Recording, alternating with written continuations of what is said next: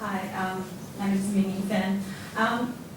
You may know that our domestic media is not doing so good in Australia, but the real problems are in the media industry when Australia is trying to talk its important neighbor country in the Asia-Pacific region, particularly with its largest trading partner, China. And you may also read a lot of news about China, but have you ever thought of what and how the people in China read about us? And so these are the problems, and you can see the inaccurate news information about Australia and the lack of locally produced content in mainland China. So one example from one of the top news channels in China about Australia is Australian industry cities have reached 27% unemployment rate increase in recession, and that's inaccurate. And also there is a huge demand for two countries.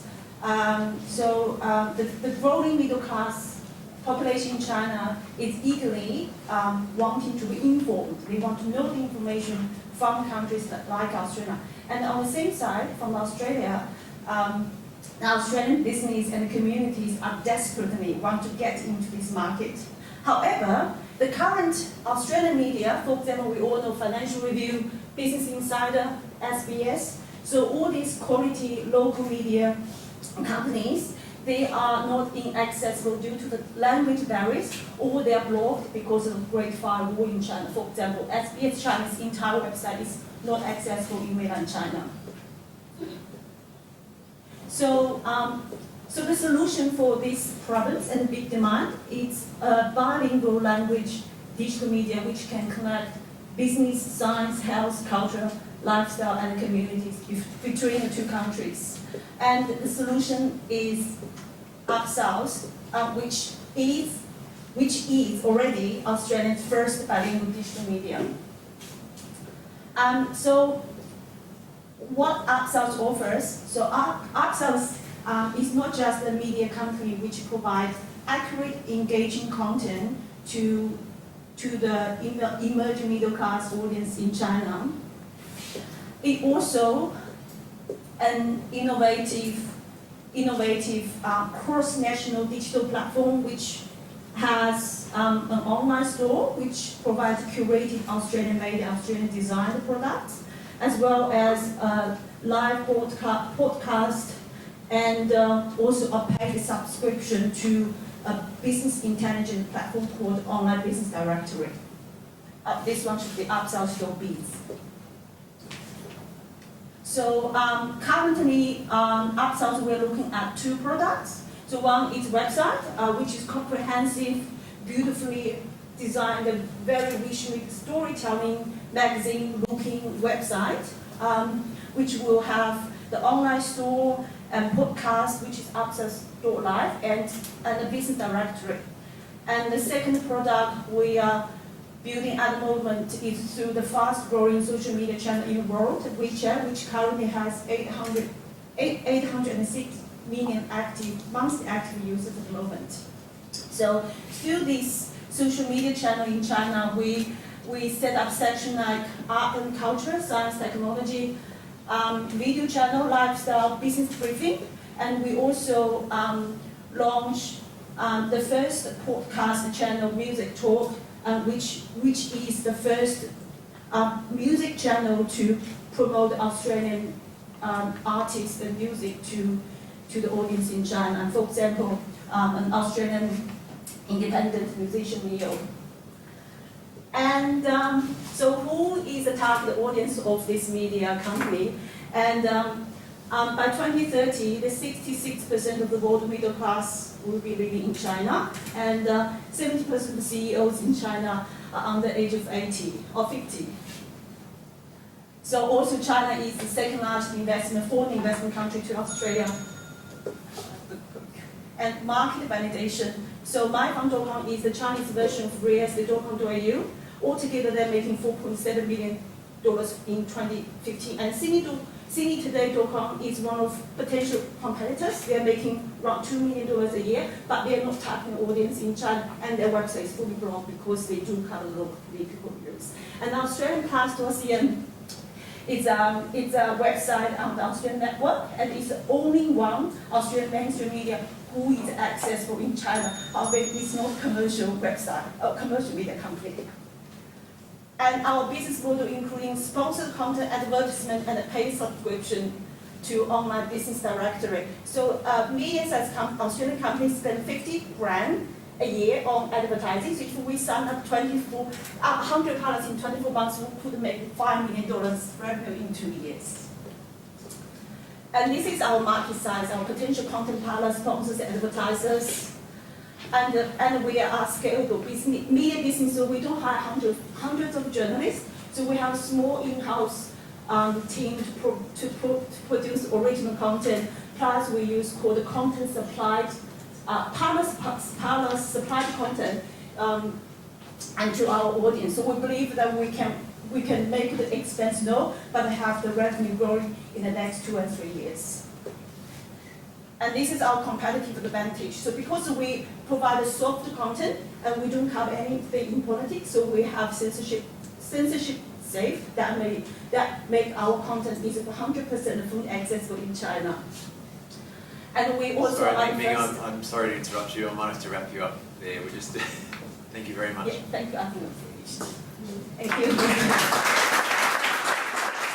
Anyway, so how do you ensure that the actual access of content there, they are provided with the right content, and you guys don't get blocked at the same time? Well, first of all, apparently we don't cover political news, and the business, and you can see the business briefing is more soft content, magazine style. So really, we try to off the hard news, and that can keep us safe. I think, and also we are in process of applying for ICP certificate. I don't know if you've heard of ICP.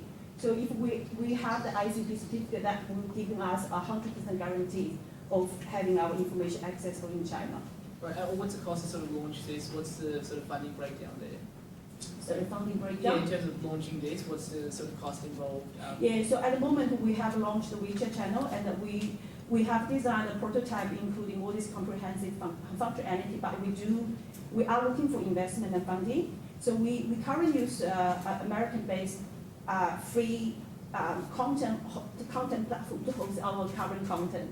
But our WeChat channel is fully accessible to all the readers in China, and we currently have 200 views per article a day.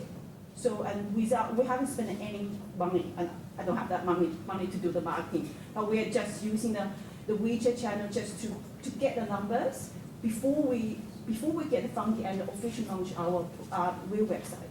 Just a fun question from my side is, so the uptake of the market, I guess you guys are doing some work around there, but how are you guys going to sort of scale the solution later on?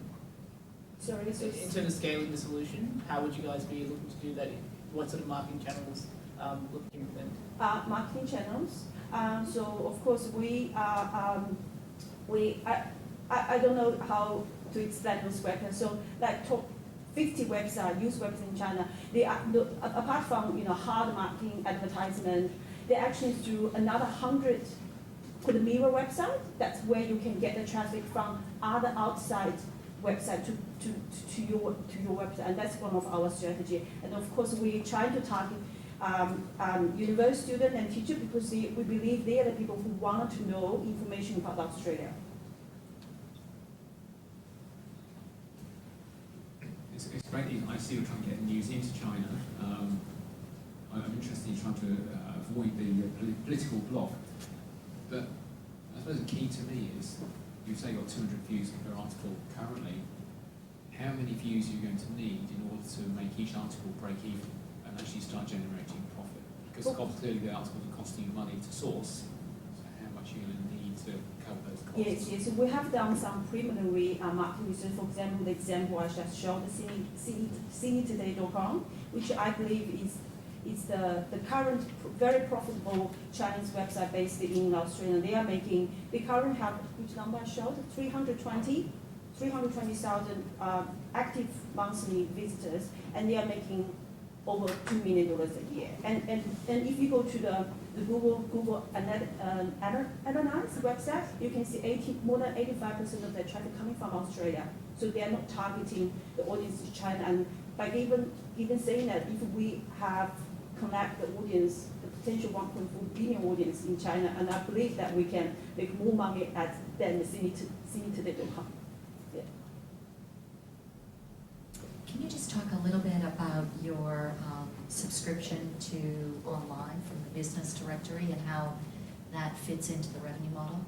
Yeah, so the idea was coming from, I observed most of the media platform, like all the digital media platform, they are very mono function. They just provide information to people. And I'm thinking if I'm a CEO or manager of a Chinese company reading our news, for example, business briefing or science technology, and what if when they're reading the information they want to read, I like to know more of a company mentioned in the news, how I can get in touch with them. I like some of the science research or medical research is done by a particular Australian organization. But when people read information, if we can provide them another business intelligence, I think it meets their demand. Also, it can become a side revenue for the media company. So the business director will be providing two ways.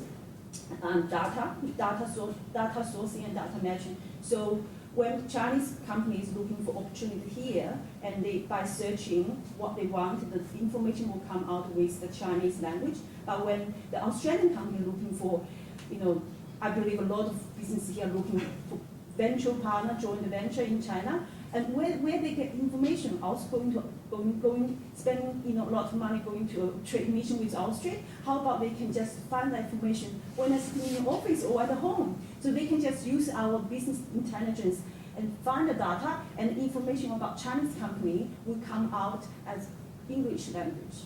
So that's how I see this can meet the demand in two countries. Thank you very much.